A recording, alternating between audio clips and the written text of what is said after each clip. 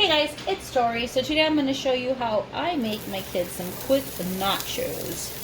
So when I make a ground beef, I like having a little extra.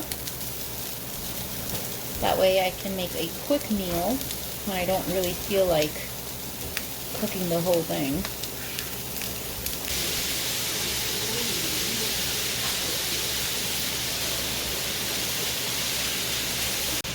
Okay, so our meat is just about done. We don't want to overcook it. We still want it to be nice and moist. So we're going to go ahead and cover this up and set it aside. Okay guys, so apparently the kids want some rice too to go with their nachos. So what I do is I reheat some rice. Here I'm going to add a little water just so it doesn't dry out and doesn't burn at the bottom. Then I'm going to go ahead and add some rice.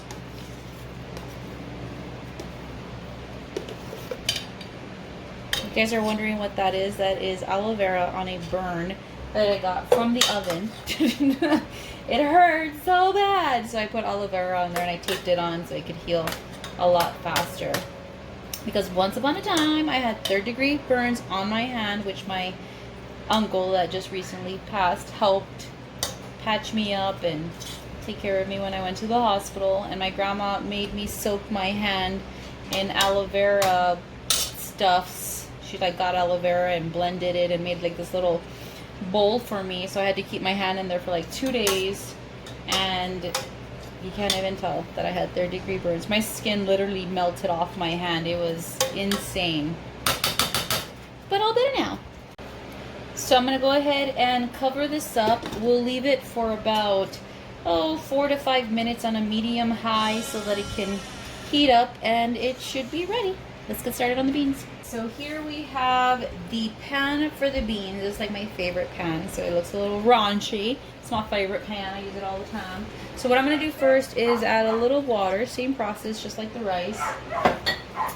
And then I'm going to add my beans. My beans are already made. I like to make a whole bunch of beans, and then some I'll leave whole, some I'll refry, some I'll put chorizo in, and then I'll just store them in the refrigerator. And this family definitely goes through a lot of beans and rice in a week. It's insane. We go through like costales, bags. I just love beans and rice. I don't know. It's so homey.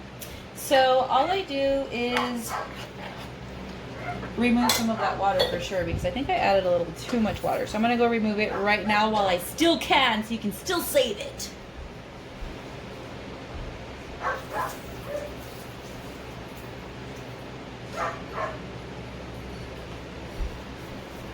And there we go, water removed. So I'm going to bring these up to a, I don't know, medium high, get it cooking. I want them kind of watery because I'm going to put them on nachos, so I don't want them too thick. Like obviously if you're going to make like a refried bean plate with rice and meat or something, you're not going to make them as watery as you would for nachos. So we'll just wait till this heats up. Okay, so we have this at the temperature that we want. Not like boiling, but you know, it's hot. So we're gonna go ahead and set this aside, wait for our rice to finish steaming up. Our meat is already done. I'm gonna get the chips in order and all of the fixings, and we'll be good. So here I have my cast iron pan. I'm going to go ahead and heat up a little salsa. This is Steve's homemade chunky red salsa. It's like delicioso. That's a whole nother video too, huh? So I'm going to go ahead and bring this up into, I don't know, medium high. I think the medium high will be fine. We're just going to want to warm this up. I don't really like cold salsa. I like warm salsa on my chips. Thank you very much. So we'll just let this heat up and we'll get started on the veggies. I'm gonna take this huge sheet pan because I have hella kids and they're all very hungry. And I had this bag already open of Juanita chips, so I'm just gonna add that to the bottom. All the broken little chips. Now we're gonna add in the pressure chips.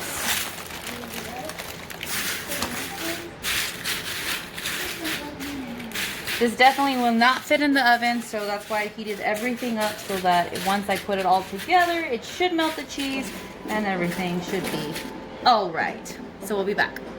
You can't be getting the chips and I'm not even done getting them done. You can't be grabbing my butt either while I'm doing the video. This is not it. See guys, this is what I have to deal with. You see him? Get off me. I can't concentrate. Here we go. Okay guys, so I'm pretty done. I think I'm done. I hope I'm done. I think I got everything that I needed. So first we're gonna start with the beans. So we're gonna go ahead, see how they get like a little bit of skin on them. We're gonna move them around. There we go. And these are Peruvian beans. They're not your pinto beans. So they're a little bit smoother and softer. I would not recommend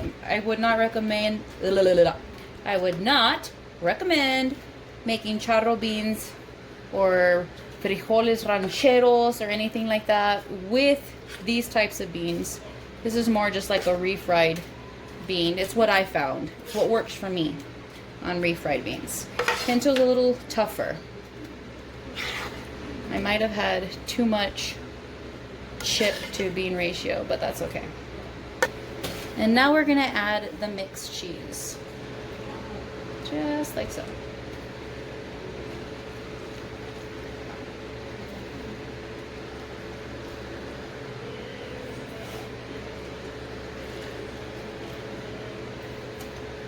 I think this is a mix of mozzarella, cheddar, mild, I don't know, just like a fiesta mix. Now we can go ahead and add the meat.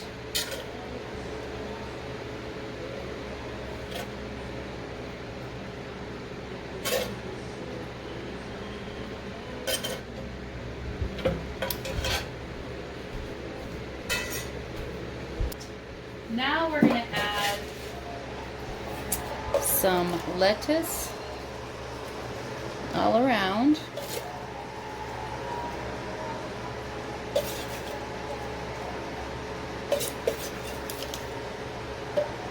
Lettuce in there.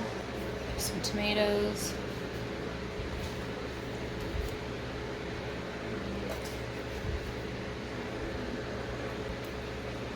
Little sweet peppers, why not?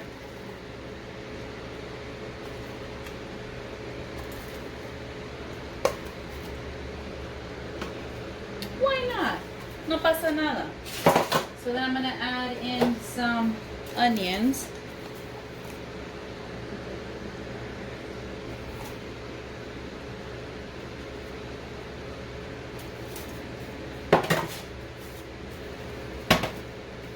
And I absolutely adore red onions, so we're just gonna throw those on there for mama.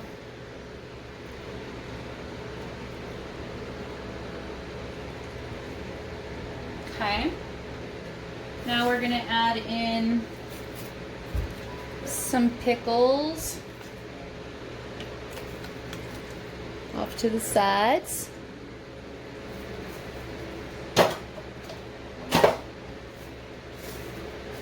Can't have nachos without jalapenos, so we're going to throw in some jalapenos. Just like so.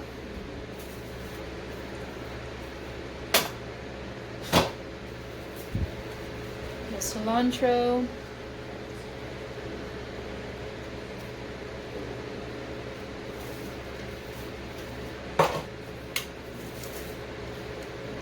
Little Mexican queso.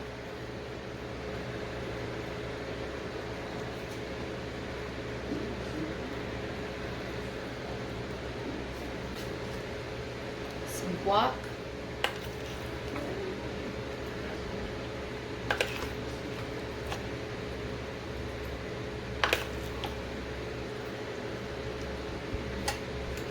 Sour cream.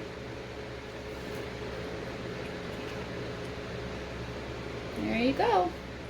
Don't forget a little something for the palate. So we'll put some oranges down.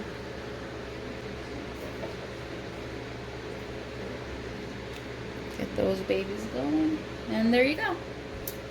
Here is my taco nachos, supreme, loaded nachos, panchos, whatever you want to call them. Here they are, and it's gonna be delicious. Thank you guys for watching. Bye guys.